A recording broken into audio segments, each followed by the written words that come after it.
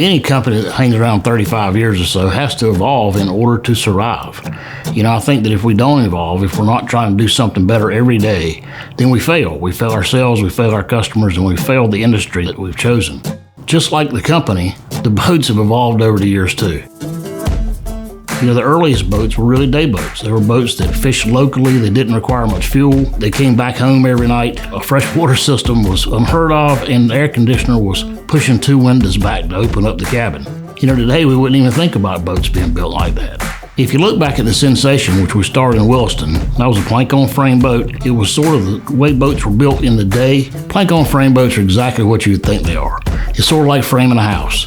You frame the walls up, and then you put the planking on it, and then you fiberglass it and paint it. As we saw that evolution go forward, we saw our first cold-molded boat built that was hull number 9 to Abracadabra. But cold molding was no secret. That's been going on since the 1930s.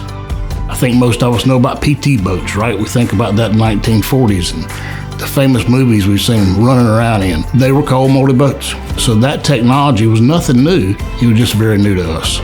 Remember, we didn't have plans. We had one sheet of paper. And the cold molded boats were built upside down. And they're built in a way that you can't really see the hull form. It was tough. It was tough for us the first few. But as we grew more and more confident in what we could do, we found out that those boats were actually lighter. They were stronger, they were tougher. Our customers were demanding more, the boats were going farther. The engine manufacturers were coming out with more horsepower, which was allowing us to cruise faster.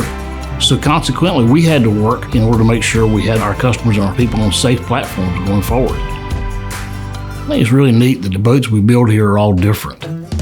We've never built the same boat twice, and while people hear me say that, if you go back and look at all the boats, they're all different. They have their own personalities. We talk a lot about the big sport fishing boats we built, but when we built Mr. Linder's boat, Hull 19, the double take, they challenged us to build a flats boat for them. A flats boat? Something that we had never even considered doing. We ended up building a 20-footer that companioned the double take on our way home. And we ended up building several more of those boats. It's pretty neat for me to see today the chaos boats are all based on that design. I think we all like to be challenged, no matter what we do in our lives, because it's going to make us better in the end.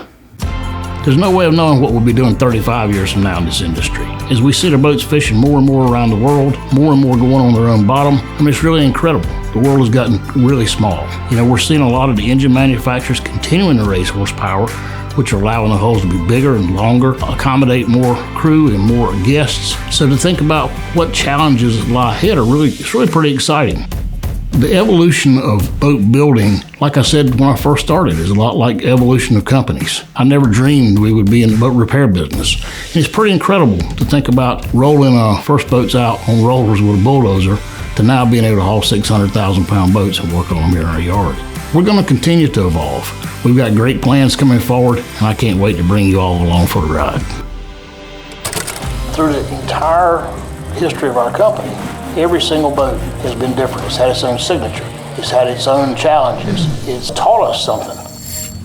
No boat we ever built didn't make us better.